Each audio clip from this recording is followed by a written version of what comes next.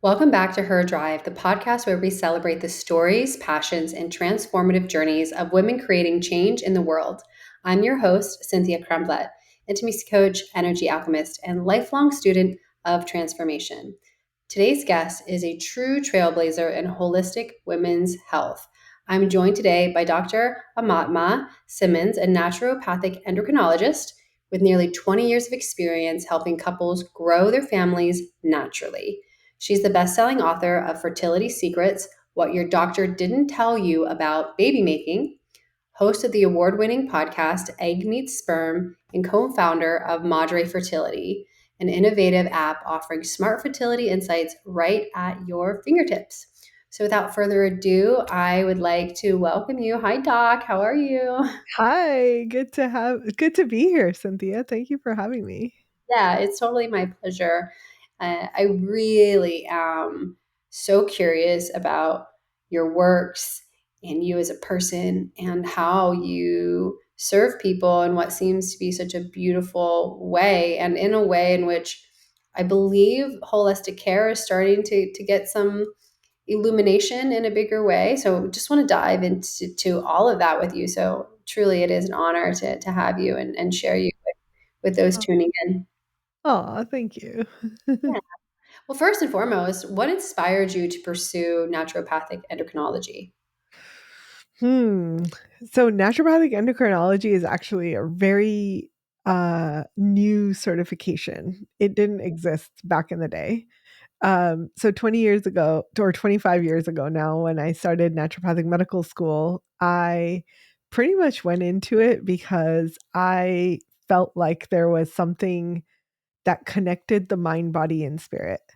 And as a pre med major in undergrad, it was like it dawned on me that pre med medicine didn't actually look at the whole aspect of a person, right? So, right off the bat, I was like, I don't know if I can do medical school. Like, this is not what I'm into. And luckily, naturopathic medicine found me. That's what I say, because I got a like junk mail basically at my parents' house that I received and was like, oh my God, this is what I need to do with my life. Um, and literally like made a decision in a split second that was the type of doctor that I was going to become. And then uh, a lot of what drove that was this idea of like, we are integrated human beings. We're not just the body. We can't just give drugs and fix whatever the problem is. It has to, like, there's multiple layers of anything that's happening in our body. And that our body is really this intuitive mechanism that if we fine tune it, then we're going to be able to get information about what's happening deeper within ourselves, whether that's physical, physiological, emotional, spiritual, whatever it is. So that really was the initial driver for me to get into naturopathic medicine. And somewhere along the way, I fell in love with hormones and fertility and pursued this like additional board certification in naturopathic endocrinology, which takes forever and it's a very long process. And there's like 20 of us in the whole country. So it's a pretty like interesting path to that. But for me, I'm like, well, I'm a hormone nerd and I'll just keep doing that. But like right now, what's exciting for me is like the the interplay between our hormones, our physiology, or like what our hormones are doing over the course of a month and how that shows up in not just fertility, which is what I've focused on for 15 years at least, but also like how it shows up in our lives, right? So I'm like working on essentially a thesis, which is going to turn into a book, about this idea that we are like our hormones as women are this exciting piece that if we really understood the nuances of all of our hormones and the interplay of it, we would have more fine-tuned mechanisms or bodies that would just like come alive into purpose and leadership and just like everything that we want to do in our lives. And it would support that with our hormones rather than like our hormones being the problem that's in the way um, of like what we want to do.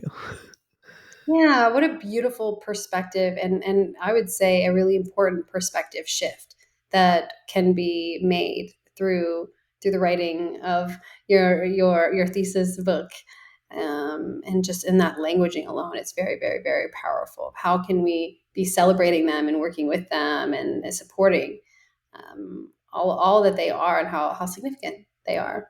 Yeah. Yeah, and it's just like I don't know if you see this, but I see it a lot in the work that I've been doing around fertility. It's like so many women are coming burnt out, exhausted. They have been either like C-suite executives or entrepreneurs and just like hustling so hard to get to the level where they're at.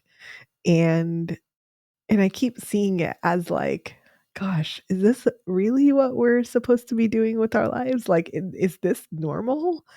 Um, and just questioning that has made me come to this idea of like, actually, when we live more in sync with what our hormones are doing and telling us, um, we have the ability to have more energy and like have more ease and flow throughout our lives.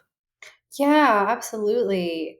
I always try to bring things back to my own personal experience, not in some like narcissistic way, but I feel like there's a lot of patterning that we all can relate to in some way if we just take a moment to look backwards. So I can see in varying moments in my life where I've been in ease and I've been in flow and I've been doing like my Ayurvedic practices and like really tuning in. I'm like, ooh, I feel great. I feel rejuvenated. I feel energized. I feel turned on. Things are just happening. But then in those moments in my life where becoming much more busy, you're talking about like striving, pushing, working long hours, being high cortisol levels, stressed, etc.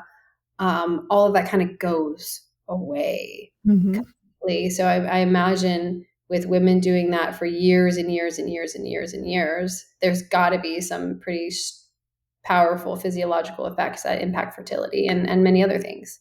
Yeah. Yeah, Mm. absolutely. Yeah. No, I want to dive more into all of this because it's really one of the reasons we're here. But I do want the audience to get to know your story just a little bit more Sure. because there's always these reasons why we do things that light us up. Right? And I can tell with you, like you're very illuminated in the work that you do. It's just so evident how passionate you are.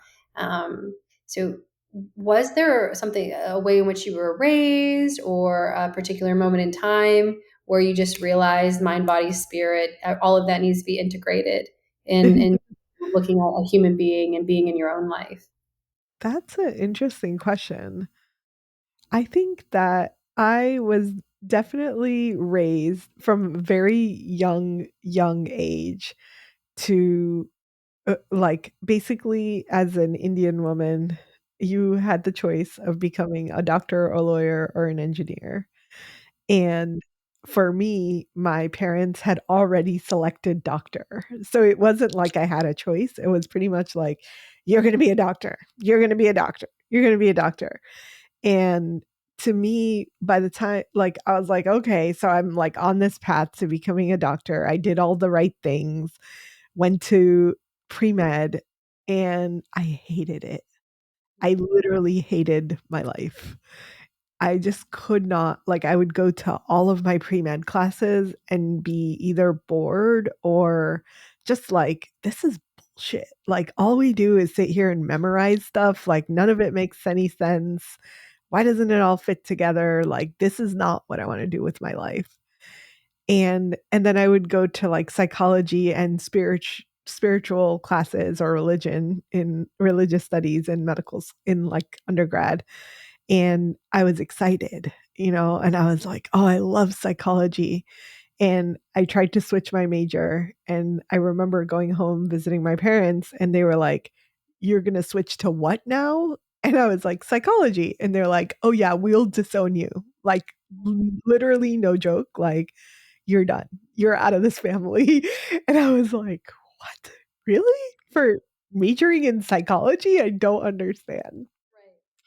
So they couldn't accept it. And it's, I've learned now that it's quite a faux pas and still in our culture to, like, even the idea that you need a psychiatrist or a psychologist is faux pas, right? So for them, that was a really long stretch. Um, and then the religious piece, like my parents were kind of religious growing up, but for me, like I kept asking these weird questions to them that was weird. Like, why does God have six heads? Like just the randomest things that they believed in that I was like, this is BS. Like, what is this? What is it? It doesn't make any sense. So I just asked too many questions. I went to religious studies classes. I took classes in all religions, right? I was studying Islam, Judaism, Christianity, and I had this like vast array of exposure that made me feel like there wasn't really like the religion isn't what was important to me. It was this thread that I saw that like existed throughout all religions. And for me, that was fascinating. So I was like, so I'm taking these psychology classes and these religion classes and then my bio classes for pre-med. And I was like, but I'm a human and I have a spirit and I have a mind and I have a body. And I see in some ways that my emotional state is either making my body worse or better. But I don't necessarily have like the language at this point to put it into words, right? I was 18, 19. I didn't know what it all meant or how to like verbalize it, but I knew that as a human in this life, we hold like these three pieces together. And I kept asking my professors like, how do I integrate this? Like, what are the three things? Like, how does this make sense in a human being? I want to figure out what it means to be functioning at my optimal potential. And to me, that's what I want to be doing with my life. And they were like, you're crazy. You probably need to move to California. And I was like, oh, okay. you know and um and so for me it was like when I saw the junk mail about naturopathic medicine, it said body, mind, spirit on the cover. And I opened it up and I was like, oh my God, it's homeopathy and Ayurveda and Chinese medicine and nutrition and just like all of these things that were exciting for me. And I was like, this is cool. This is like, this, I can see doing this for the rest of my life. So that for me was, it's like not a one moment in time, but it was this like overarching experience that I was having with with these like three parts of myself is what it felt like. Like I would go to psych classes and people would be like, "Oh yeah, the body means nothing." And like the kind of conversations that I was having in every group was very different. And everyone's like in their bubble with like, this is it. And I was like, but I stand in the middle of all three of these and I want to know how to integrate them. Um, so yeah. Oh, yeah. I hear you on all of that. And what beautiful, there couldn't have been, in my opinion, a more beautiful sign. You're right. When body, spirit, right there, Yeah. hello. And you had that beautiful innate wisdom. And for that light bulb moment of like, this is what I'm going to do. So Mhm. I absolutely applaud you. And I totally agree with you. There's so many areas where they do just stay within their bubble. And you said it so perfectly. There's this thread. You're talking about religion. There's this thread that goes through all of them. And I find that in so many different aspects of life. I'm like, wait, aren't we talking kind of about a similar thing, just using different languaging? And can we just look at how we're all kind of, if we just combine all the different viewpoints of this circle, we're actually looking at the same thing just from a different perspective. So, how beautiful for you to have that aha moment. And in your time of choosing to go into naturopathic medicine, was there anything that surprised you about that particular type of education versus what others would receive going through like an MD or a DO program? Mm. Not really. In all honesty, I found naturopathic medical school to be very similar. Like it's structured in the same way as medical school. So it's very like, hey, we're going to have a semester of endocrinology and a semester of, I don't know, reproductive biology, and then a semester of like every cardiovascular and just all of the different systems is kind of how medical school is structured. And even the way in which they approach the curriculums is very like, okay, we're going to learn about this disease, whatever that disease is, and we're going to learn all of the testing and the conventional like signs and symptoms, and then you're going to learn about medications. So we actually do need to learn kind of a core level of pharmacology even. And then, oh, and then we're going to learn how herbs can be used in replacement of or in conjunction with these medications to support the physiology. So, very similar in that sense. For me, the stuff that I found that was different is really the psychology or the mindset behind it. So, a lot of medical mindset or conventional medical mindset is how do we figure out what it is and treat it, label it and treat it. And for the way that we're kind of trained as naturopathic doctors is very like, okay, this is true. Yes, you have this diagnosis, but what's driving it? And those were the very like fun conversations for me was like, what's the root of this? And how do we get to the root? And how do we peel away layers so that we can really figure out what's standing underneath the surface? Mm. To me, what I'm hearing is you need to actually get to know the patient a bit more and know what's happening outside of that, the symptom of what's deeply going in, which would require so much more time and personalized care. Or am I Mhm. just imagining this? Yeah, it's true. It needs so much more time and like really getting to know the person.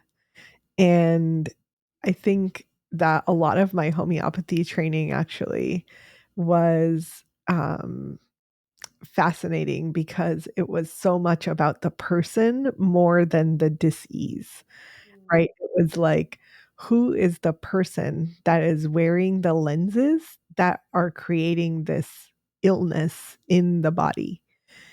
And to me, that was a whole like way of blowing open the root cause, right? And like the way one of my professors described it that I love is like it's sort of like you're wearing a colored glass lenses that are shifting your perspective of what's happening in your life to you. So it could be like we would have these sessions where I would be sitting in the office with my mentor and he would be like, "So, tell me about this joint pain." And for 2 hours he would just be like, "Tell me more. Tell me more. Tell me more." And this person would eventually like open up and get to this place of like, "Oh, it feels like a lion is attacking my whatever." And it's like, "Oh, okay. Tell me more about that." And then we really get into like, what is the lens that they're wearing that is creating this physiology? And that's like fascinating to me, right? Because as um as I saw more and more of this experience, it really became clear that yes, we do have physiological things, but we also have the perspectives that we've taken on, whether that's because of our life experience or because of what we have decided as a child is happening in our bodies is what is showing up as the illness or symptom that we're experiencing. Mm. Um, so, not to get super woo, but Yeah, that's where it needs to go, right? And I love that idea of like continue to question, like let's go deeper and deeper and deeper into it. And I'm curious how like lifestyle and emotional well-being, or even something like we talk about emotions, fear, can impact someone's fertility, and like by understanding all of that, how does that differ from kind of typical medical interventions? Yeah. Well, so when it comes to fertility, there's one fear that we have entrenched into our society, and that's the fear of our age, right? So you talk to any woman who is in her 20s or beyond, and her number one thing is going to be like, oh, fertility is going to drop off of a cliff at 35. So I need to have children before 35. And that tends to be the guiding fear in our lives. And then simultaneously, we now have a new thing that's happening, which is more and more celebrities and famous people are having children later in life. So there's this idea that's being created of like, oh, I can have babies whenever, right? Like 45, 50, 55, why not? So we simultaneously have these two things that are both around age related to women. And as a woman going through a fertility process or in the process of making her family, she is saying to herself, well, I want to wait till it's the right time, till I'm with the right person, and hopefully I won't run out of time. But in the back of my mind, or in the back of her mind, her predominant fear is that her clock is ticking and she's gonna run out of time, right? The problem with that fear is that it leads to making decisions from a place that may not be aligned with who we are or what our body is saying. And by that, I mean, we often, if we're in a place of fear and we're like, "Oh my god, I'm gonna run out of time, I'm gonna run out of time," or I'm already past 35 and the doctor says, "Oh, it's your age, you're the problem," then I'm gonna be more likely to take on all of the shit, excuse my language, all of the garbage that comes along with that, instead of saying, "Hey, why is my body struggling to conceive?" Instead of saying, "Let me take a step back and say, try to figure out what's happening, like what's going on with my body that it's not able to conceive." I'm going to be more willing to go with the flow and say, "Oh, it's my age, it's my fault, so I'm going to fix it. I'm going to do what I need to do to fix it." And the fix it is very expensive treatment, expensive from cost as well as the cost that it has on my body. So I'm going to opt for that because the fear is talking louder than anything else, any other logic that could go alongside with it. Especially when that logic is, oh, I have no energy. Oh, like I don't have the time or the bandwidth to actually have a child. And our body is registering all of these things that are happening in our life, in our environment, that are not conducive to fertility and saying, hey, it's not a good time for you to conceive. So I'm going to shut this thing off until it's the right time. Instead, we're going to force our bodies into conceiving, which comes with an inherent cost to our body. It's going to come with depletion and exhaustion, and like it's the same hustle culture that drove us to this point that is going to drive us to making babies. So I think that on a on like the deepest level possible, this fear is like so destructive. And the worst part of this is exactly like I got into fertility because of this issue, which was I was in my early mid 30s, married to this man that I did not want to have children with. My uterus was like, absolutely, God, no. And I was like, oops, I married the wrong person. Now what? And I literally was like, okay, I gotta have to figure this out. And what I found in this process of trying to uncover the truth was that our idea that fertility declines at 35 comes from not based in science or research or anything.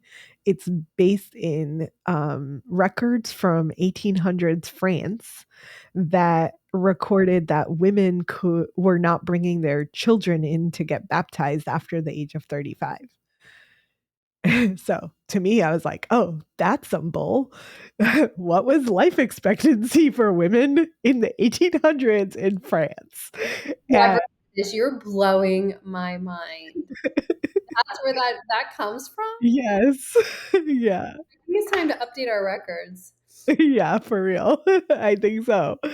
Um, the so the life expectancy for women back in the day was 32.8, and a majority of them were dying in childbirth. So the fact that they were not bringing their children in to get baptized after 35 just does not even make sense. So again, like, you can see this theme that I've had throughout my life is like, what makes sense? Why does this not make sense? And for me, that was a big moment of realization that if everything that I was taught, even in naturopathic medical school, was that your fertility is going to drop off of a cliff at 35, but it was not based in any data or research or actual modernness. Like 1800s is not relevant to me at this point where life expectancy is 80. Then then I have way more options than I think that I have.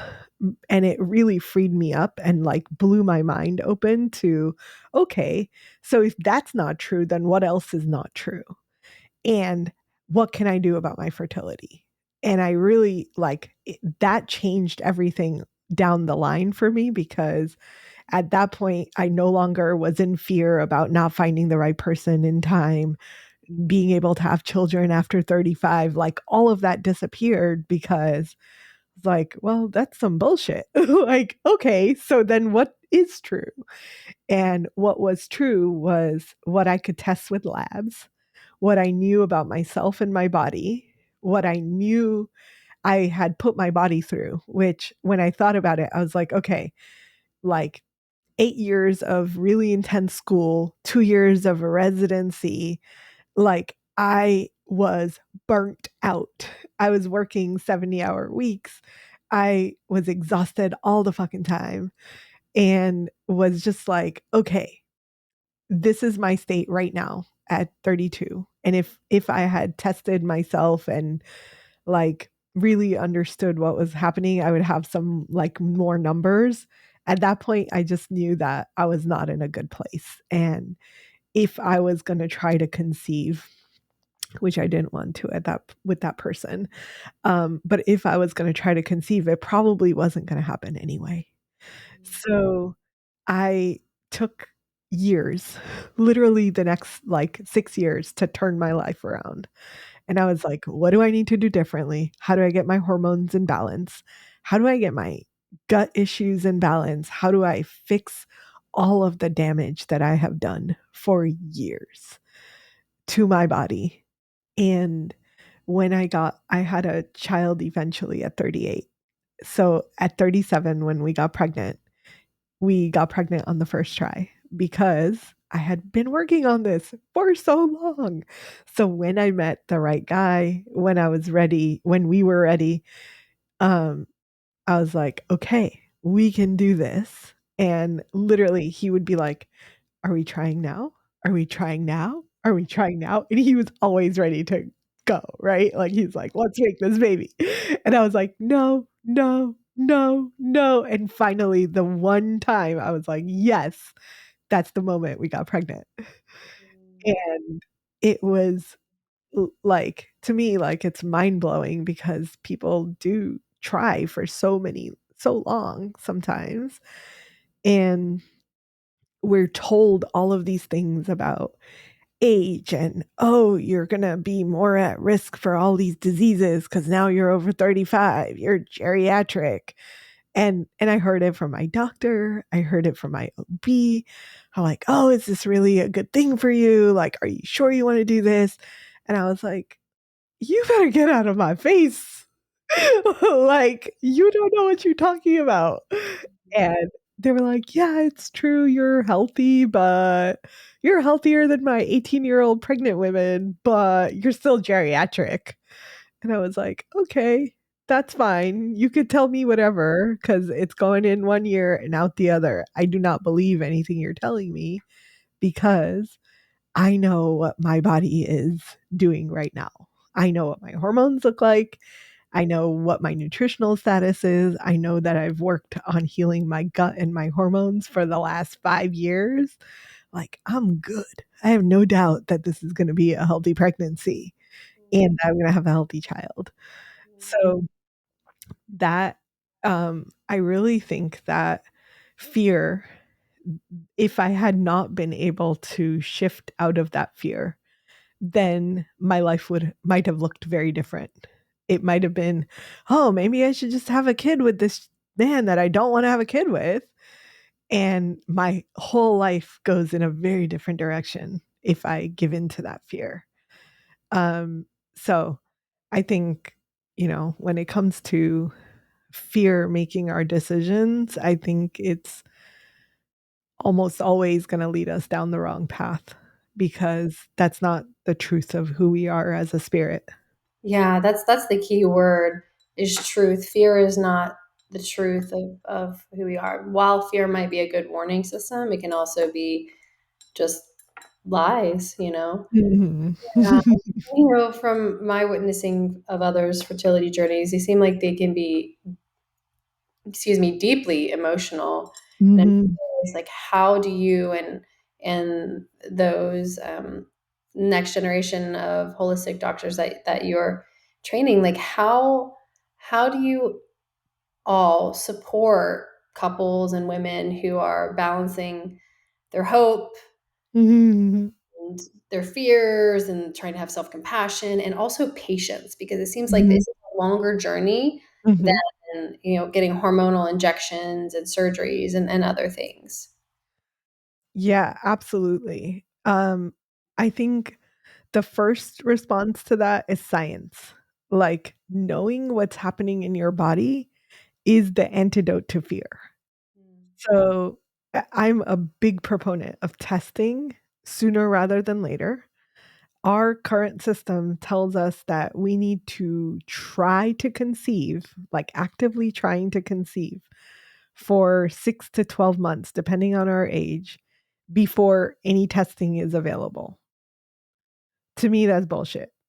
I call bullshit because if you are trying and trying and trying and trying and it's not happening, the mindset and the psychological impact of that is far worse than the $200 that you're going to spend on testing. So do the testing, right? And then the second is really understanding what's going on in your body. What is your body trying to tell you about your fertility? And it's always telling you something.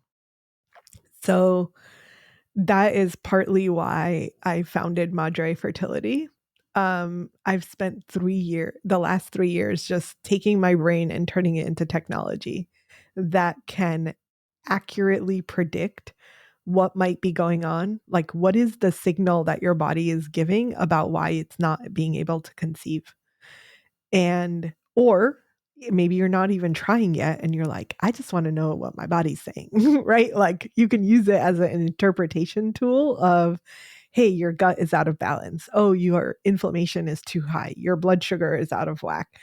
You can use it as like a prediction tool to filter your body's signals, because not we're not trained in this stuff, right? I only have that training because I've been doing this for a very long time, and I see the patterns, and I see, oh, the people with the blood sugar imbalances also had this set of symptoms that all group together. So the patterns are what I've been working on for 20 years, and we've now turned it into technology that people can use. But my goal with it is to really have some way that people can understand their bodies and their intuition better. Like, we have it all the time. I've talked to so many women that are like, "Oh, just my doctor says everything is fine, but I don't feel like everything is fine. Like something is out of whack." And they're almost always right, right? Like, I don't stop at the everything looks normal. Let's take a deeper look and really see if everything is normal. So, and I'm still like waiting for one of the most common diagnoses that we find in the fertility world is quote unquote unexplained infertility. And unexplained infertility on the surface sounds like, oh, we don't know why you're getting pregnant, why you're not getting pregnant. But in reality, there's always a reason. So, how do we convert this? Like, I'm told everything is normal, unexplained infertility is it, or it's my age, is what I'm being told, into actually, it's not neither one of those things. It's like your body has a bunch of things happening under the surface that no one is paying attention to. And I'm curious, like, what are some uh, of those things that are happening under the surface that people may Mhm. not even correlate with their fertility? Yeah. So, a lot of it, so stress, of course, is a big one. Toxins are another big one. And then almost always it's gut health, microbes in our gut, microbiome imbalances, vaginal microbiome imbalances. We have blood sugar imbalance. We have something called methylation, which is a very fancy term for how the body processes nutrients, makes hormones, makes neurotransmitters. It's all dependent on these methylation pathways. So there's that. There is inflammation happening in the body, there's potential mold. Um, there, so there's probably like, in truth, like maybe 30 or 40 things that could be happening under the surface. 15 of them are extremely common, and those are the things that the fertility analysis that Madre put out is going to assess for. And it's going to be enough to say this is not a diagnosis, but it is enough to be like, hey, this is something that is going to be red flagged, and something is out of whack with inflammation, your hormones, your thyroid, your adrenals, whatever it is. And if we can even have the confirmation that something might be out of whack, then and we can start working on that thing. Now we have saved that person that's going to try for 12 months without success. Hopefully, we've saved them months and months of time, and we've saved them from getting to the point of being so frustrated and afraid that this will never happen for them, and losing hope, the shame, the guilt that this woman takes on because they're not being able to create their families when they're ready, into and turn it into, you now feel better. you your hormones are more balanced, and you're closer to getting pregnant, if not already pregnant, by the time the 12-month mark comes around. Then we have changed the trajectory of what this woman is going to experience in her life. And like, that's what I'm super excited about. Yeah, that's extremely exciting and powerful mix of your own story, right? Your own exploration, your own journey that caused you to ask all these questions. and point out where areas didn't make sense so that you could then solve it for yourself and help solve it for so many others.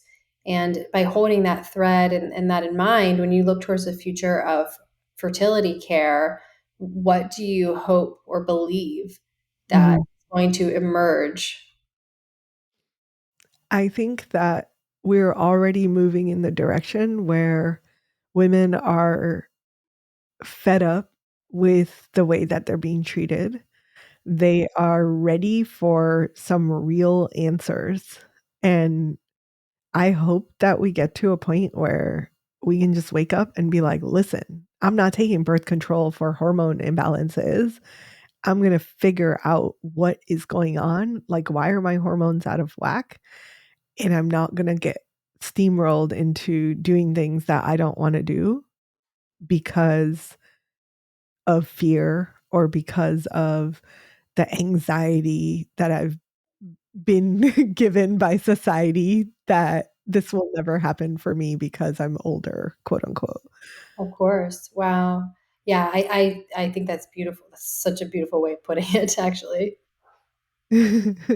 Wow. Yeah. Yeah, and I think I my hope as a patient is for more and more medical professionals to wake up to a different pathway to serving their patients. And I'm thankful. I have the doctor that I see in Texas is lovely, but I've been kind of disgruntled with the traditional approach for a while, and thankfully had gone through an Ayurveda, like a year-long program studying. Mhm. It was focused specifically on care for women, and I was learning for myself, and it turned out to be such a blessing because I was able to learn about yoni pearls, which actually, when I finally decided that's something I should work with after going to my doctor for quite a long time and there Mm, being no real solution other than surgery, I opted to just try. And when I tried that working with the yoni pearls, I did, there was beautiful benefit and actually solved the issue. And mm, I told my OBGYN about it. She had no idea, no clue that these were an option and thought that maybe they were a little bit dangerous. But when she saw that it had worked, it was almost like a light bulb had changed for her, or went off for her in some way. So I'm curious with that as you are um, guiding others in your profession, are you seeing illumination in ways in which maybe you weren't privy to as you were going through your initial education? yeah, I think that more and more practitioners are definitely waking up to, "Hey, there's a different way." And maybe we didn't learn it in medical school, but it's backed by a shit ton of research and and that it has the potential for faster results because I think a lot of women, especially in the fertility world, I think there is this idea of like, oh, IVF is a quick fix, right? I'm going to walk into a clinic and walk out with a baby. That's kind of the mindset that we have. And what a lot of women don't realize under behind the curtain is that someone who maybe has had success with a fertility cycle in an IVF clinic may have been going through that process for years. Like it could be 3 to 7 years before they are holding a baby. So to me, I like comparatively, we the amount of time that we see natural medicine take is like 6 to 12 months maybe. It's very different. And in the process of it, like 99% of our patients are like, "I feel so good. Like, I don't even care if I get pregnant anymore. Like, that's how amazing I feel."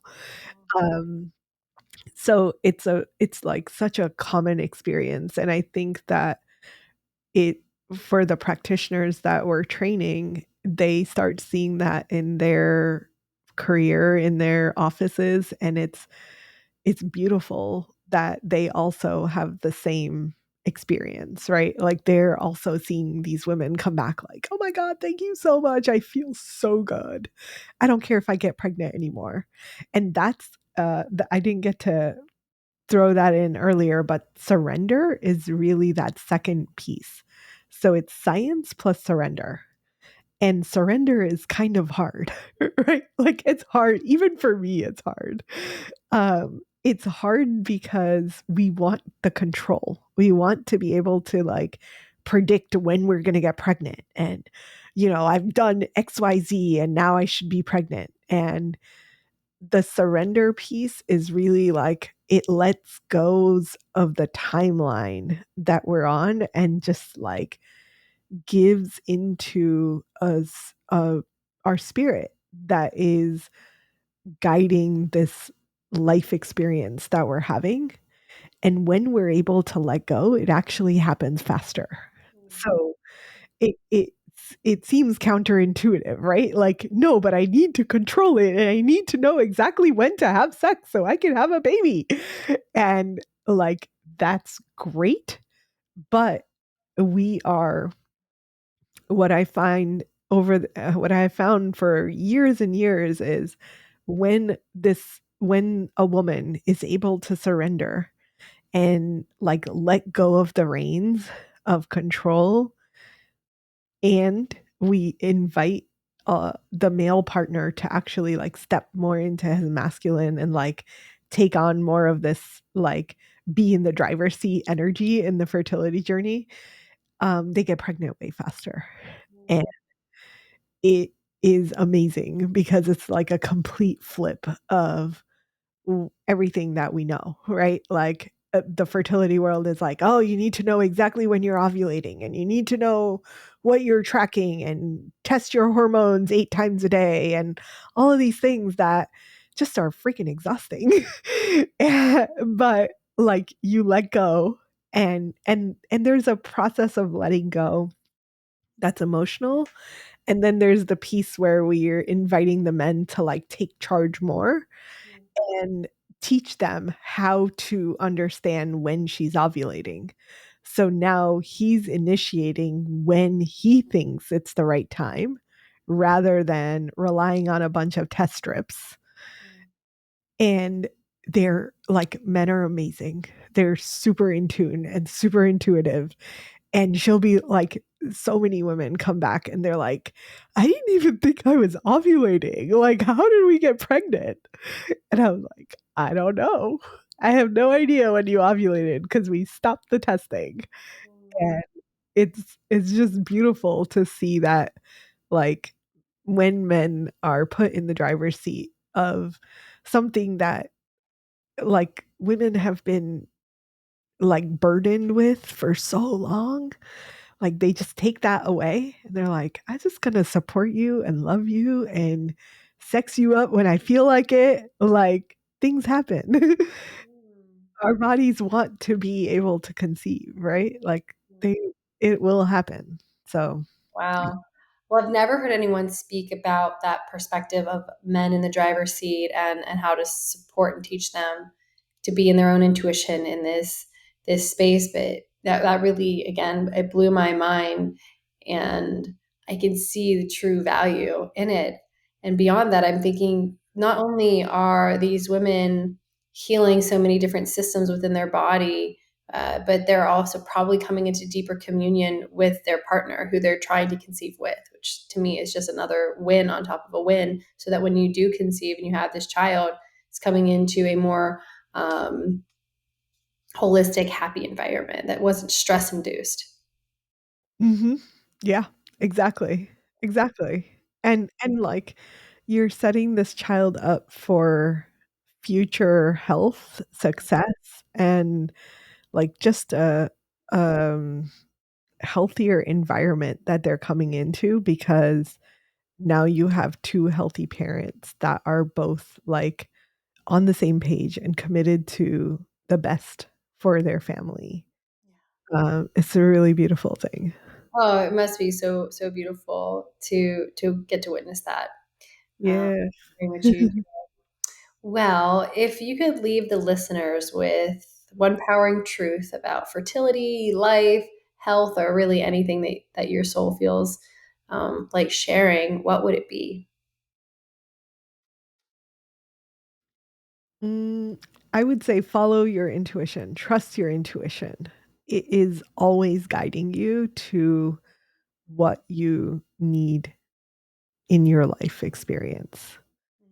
And like learning to trust ourselves, especially as women, I feel like our trust gets shaken very early in life and it keeps being questioned. You know what I mean? Like, at least in my life, that's been true. I have a lot of women who tell me that that's been their experience. If we can take some of that back, instead of opting for control, opt for intuition. And the intuition sometimes doesn't make sense, and that's okay. Follow it anyway, and it will lead you to beautiful, amazing things. Yeah, yeah, absolutely, absolutely. Well, thank you so much for being here. And before we say goodbye, if you wouldn't mind sharing where you'd like the audience to find you and your work, that would be great. Absolutely. I am most active on Instagram, so at Holistic Fertility Doctor is the best place to connect, reach out, follow, send me a DM, whatever. I'm pretty active on Instagram. Yeah. Beautiful. Amazing. Well, thank you, excuse me, so much again, Dr. Aumatma Simmons. It's been such a pleasure conversing with you and learning from you, which is so beautiful to experience. I look forward to future connections. And for the beautiful audience, thanks for tuning in. As always, I invite you all to please connect with today's guest simultaneously. If this episode really touched your heart, your soul, your mind, I encourage you to leave a review. Reviews are how others know that their time is worth spent tuning in to the guests that come on the show. And as always, sending lots of love. See you all next time.